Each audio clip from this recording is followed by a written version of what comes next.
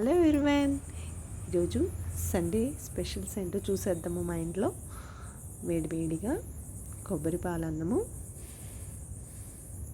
కొబ్బరి పాలతో రైస్ చేసుకున్నామండి. మసాలాలు ఏమి లేకుండా. అలాగే ఆలు కుర్మా, బంగాళదుంపలతో కుర్మా చేశాను దాంట్లో కాంబినేషన్గా.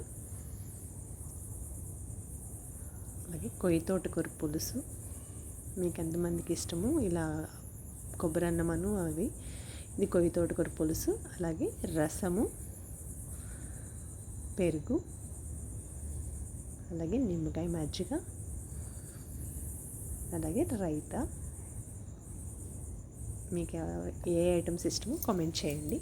ఈరోజు డే 2లో వినాయకుడికి ఇలా ప్రసాదంతో మళ్ళీ పూజ చేసుకున్నాము. ఇంకా రైస్ కూడా ఇప్పుడే అవుతుంది.